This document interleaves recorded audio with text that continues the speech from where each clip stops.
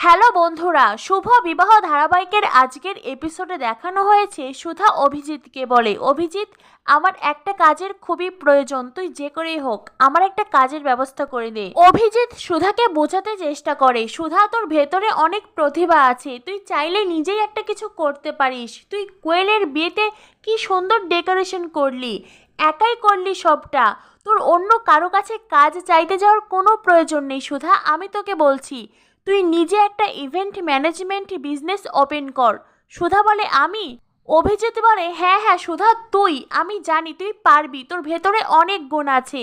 কেয়া, ঝিনুক সকলেই সুধাকে বোঝাতে চেষ্টা করে।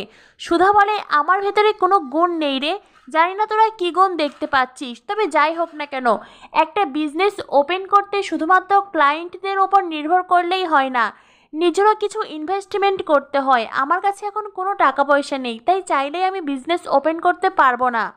তখন অভিজিৎ বলে, তাহলে একটা উপায় আছে। এরপরেই অভিজিৎ সুধাকে ইমনের কাছে নিয়ে যায়।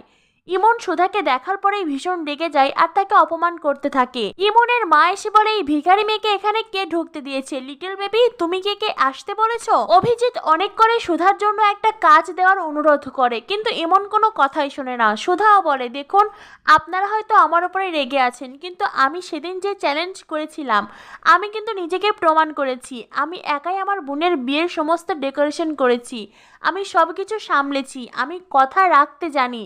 আপনারা এই জন্য আমাকে কাজ দিতে পারেন। ইমন বলে, তোমাকে আমি কেন কাজ দেব? তোমার মতন একজন ভিখারি ওভার কনফিডেন্স বেহেনজিকে আমি কেন কাজ দিতে যাব? অভিজিৎ আবারও সুধার হয়ে কিছু বলতেই চায়, তখনই সুধা অভিজিৎকে থামিয়ে দিয়ে বলে, আমি অন্য জায়গায় ঠিক কাজ পাবো, এখন এখান থেকে চল। অভিজিৎ আর সুধা বেরিয়ে যেতেই চায়, তখনই ইমনের মা ইমনের কানের কাছে গিয়ে বলে, ওর লিটল বেবি, এই ভিখারি মেয়ে তোমাকে কতটা ইনসাল্ট করেছিল তুমি কি ভুলে গেছো? এখানে ওকে জব দাও আর তারপরেই নিজের শোধ তোলো। তখনই ইমন পিছন থেকে সুধা অভিজিৎকে ডাক দেয়। ইমনের মা বলে, দেখো এখানে আমার বেবিকে সমস্ত কাজে তোমাকে সাহায্য করতে হবে, মাসে বেতন পাবে 10,000, ঝড় বৃষ্টি রোদ সব কিছু উপেক্ষা করে তোমাকে কাজে আসতে হবে।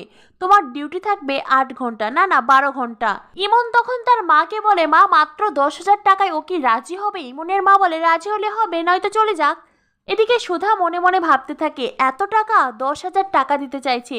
সুধা তো খুশি মনে কাজ করতে রাজি হয়ে যায়। এদিকে দেখা যায় টপ ক্লাস বেকারি তেজ বেকারিকে নিয়ে পেপারে অনেক মন্দ কথা লিখেছে। টপ ক্লাস বেকারি তাদের 25 বছরের পূর্তিতে অনেক জাঁকজমক আয়োজন করেছে, আর অন্যদিকে তেজ বেকারির 75 বছর হতে চলল। তেজ বেকারি কিপ্টে, তারা তাদের অ্যাচিভমেন্ট সেলিব্রেশন করতে জানে না।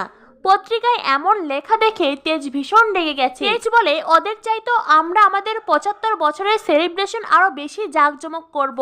তুই খবর নেই ওদের অনুষ্ঠানটা কোন ইভেন্ট ম্যানেজমেন্ট পরিচালনা করেছে। অনিমেষ বলে, এই তো এখানে লেখাই আছে A to Z event management. তেজ বলে, যত তাড়াতাড়ি সম্ভব ওখানেই অ্যাপয়েন্টমেন্ট নিয়ে নে, আমি আজই কথা বলতে চাই। এরপরেই তেজ ইমনের অফিসে আসে। তেজ তো জানে না ভেতরে তার জন্য কি অপেক্ষা করছে। রিসেপশনের মহিলা তেজকে অপেক্ষা করতে বলে, স্যার আপনি প্লিজ 5 মিনিট অপেক্ষা করুন, আমাদের ম্যাডাম একটা মিটিংয়ে ব্যস্ত আছে।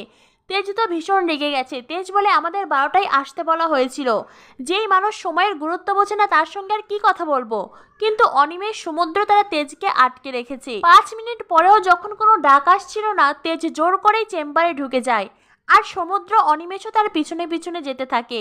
এদিকে সুধাও ইমনের চেম্বার থেকে বেরিয়ে আসছিল। তেজ ও সুধা একে অপরকে পাশ কাটিয়ে চলে যায়, কিন্তু তারা একে অপরকে দেখতে পায় না।